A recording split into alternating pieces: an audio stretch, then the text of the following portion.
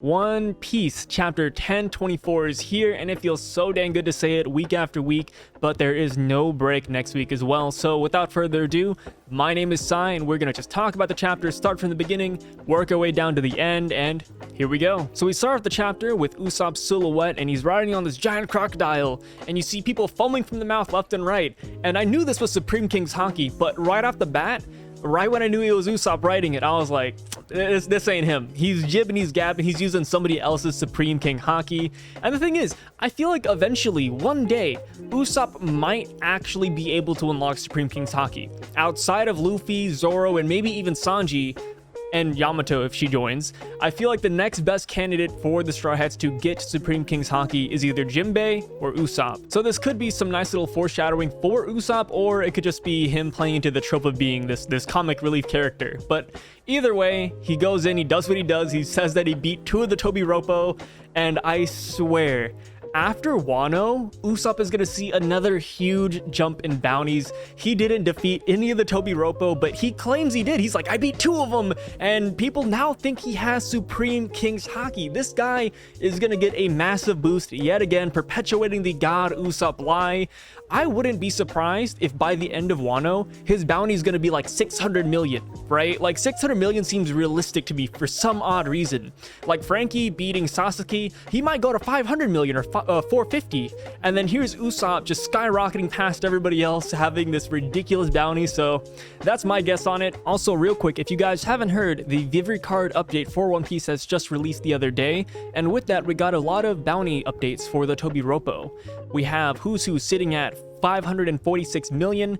We have Black Maria at 480 million. Sasuke sitting at 472 million.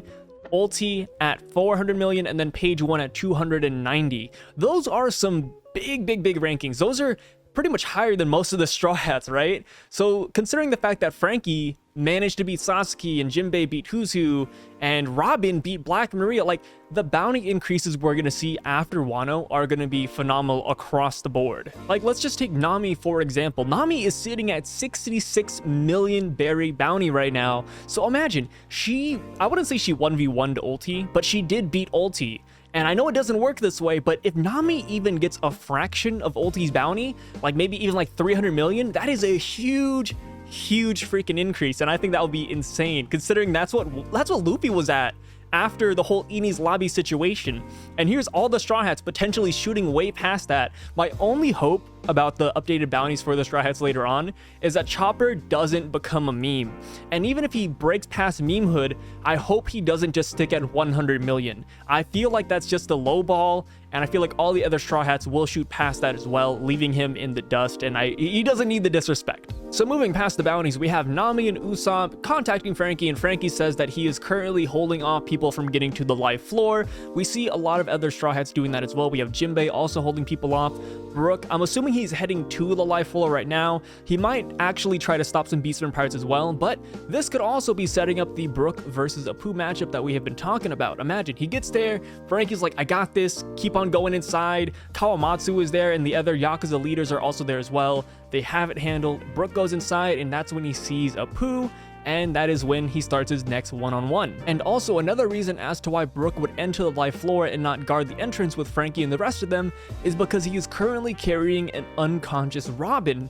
Robin is unconscious, Chopper is on the live floor healing the people around the vicinity, so it makes sense that Brook would deliver Robin to him, thus leading us to the Brook versus Apu matchup that we've been hyping up.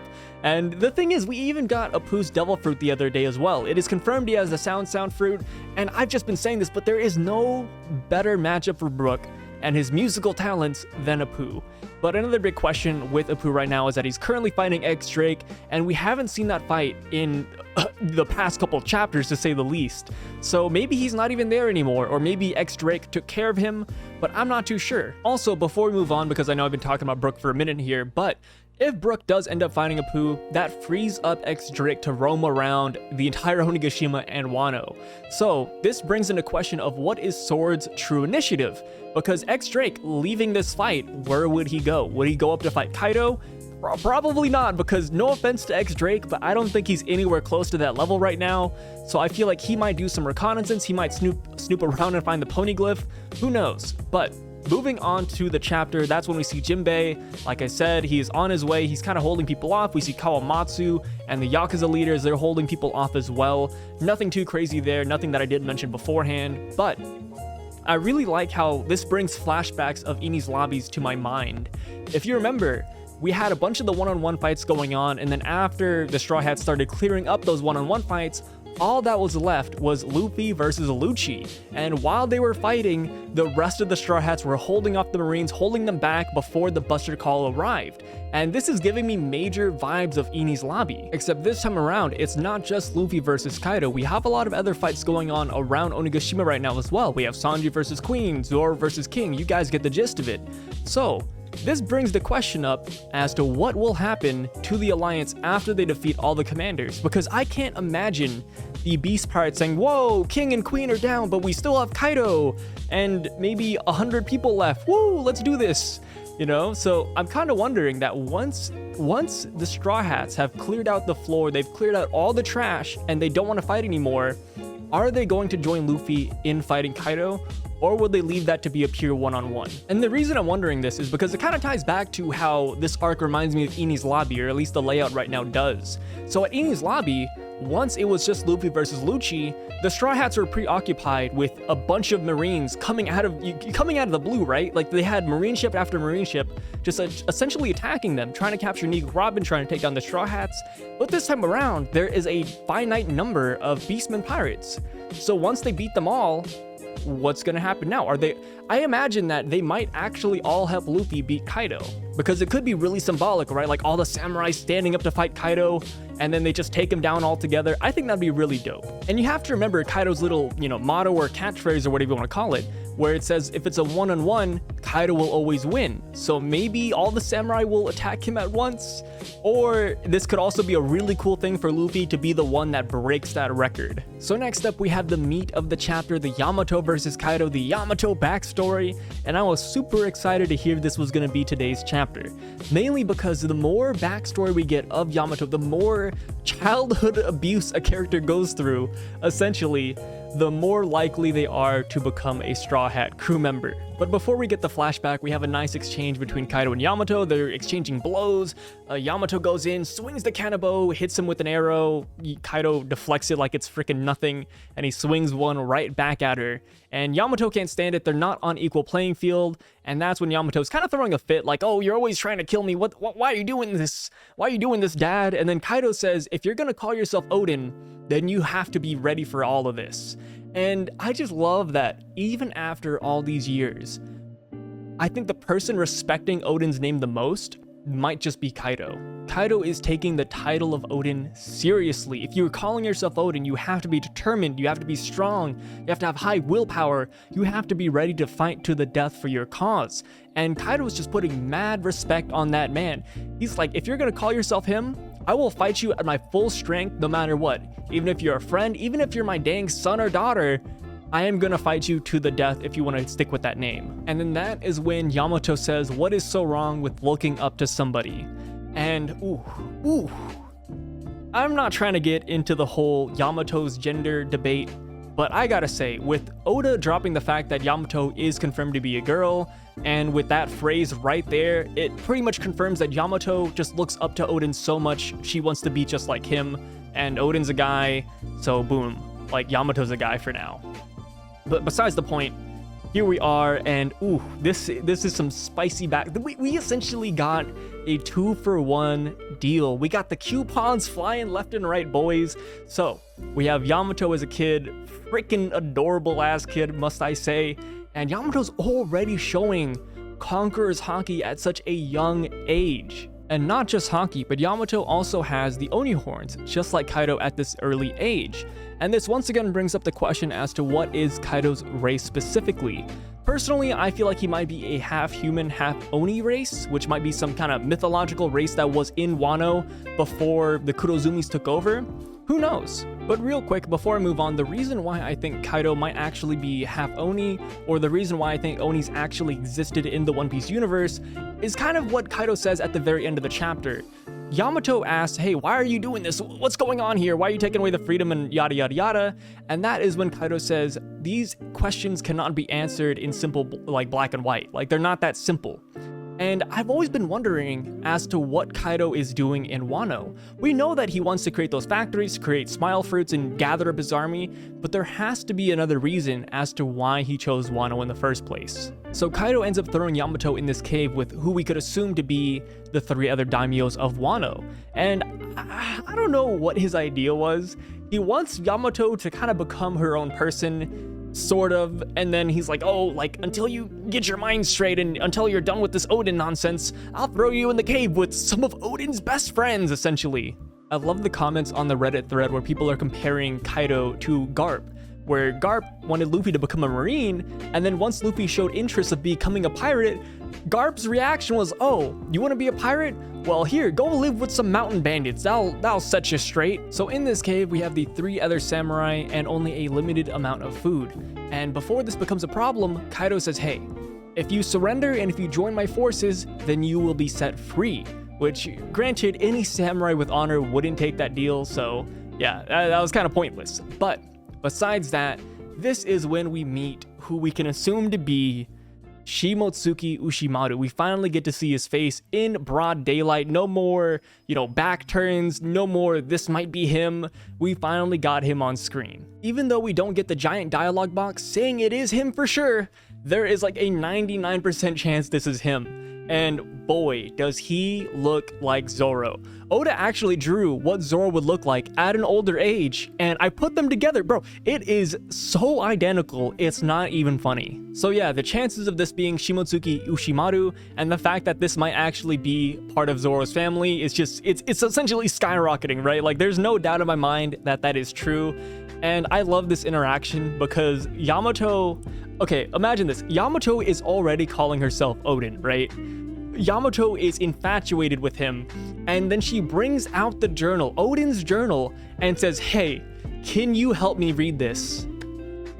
Yamato became a fan of Odin without even reading his journal.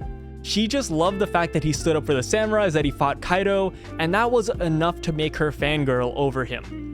So now that she's read this journal, imagine her reaction. No wonder why she wants to be Odin so damn bad. I swear, baby Yamato must be the cutest freaking thing we've seen in all of One Piece. I will protect her with my life.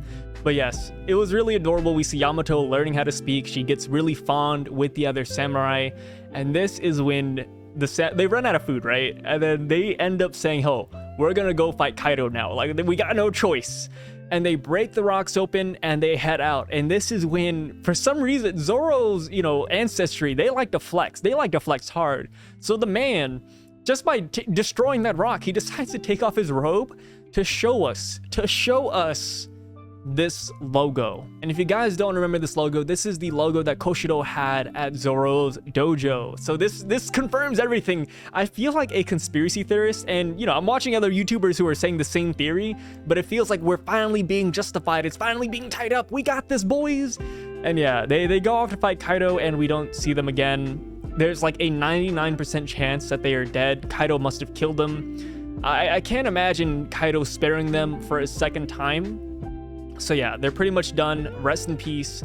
There could be like a faint 1% chance that these 3 samurai are still alive, but I feel like that is very, very low. And now, cut back to the present. Yamato is still mad, saying, why did you do this? Why did you take away my freedom? Why are you doing this to Wano?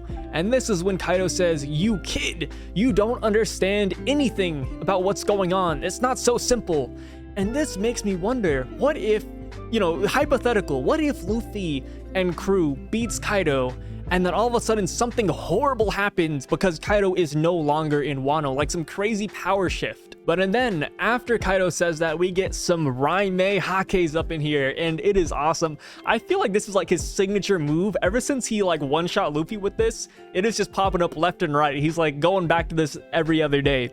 So yeah, we got some Raimei Hakes. Yamato throws one, Kaido throws one, and unlike those arrows in the beginning of their fight, this is an equal clash. And not to mention, this is a clash of Supreme King's Haki. This is One Piece. This is what I like to see. I love seeing Yamato throwing this out, and I already liked Yamato from the very beginning. I was simping for her from the get-go, and then seeing this chapter, seeing the backstory, seeing Kid Yamato, seeing Yamato clash with Kaido, it is so freaking hype. She instantly propelled herself into my top 10 favorite characters.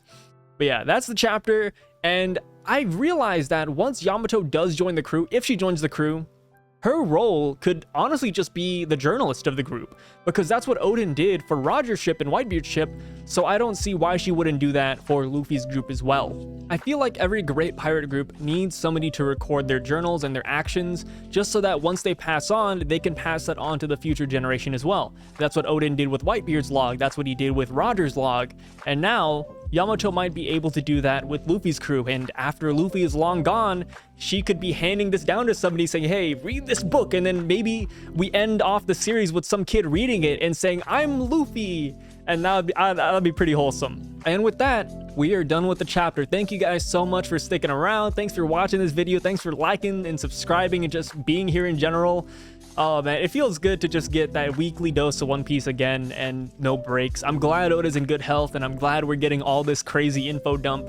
It's been a freaking blast. So anyways, guys, like I said, please hit that like button. It really helps a lot. I appreciate all of you, and stick around for my next video. I think my next video might either be just the next chapter, or I might do my top 10 favorite characters of One Piece, or Zoro versus Buggy. Who would win that death match?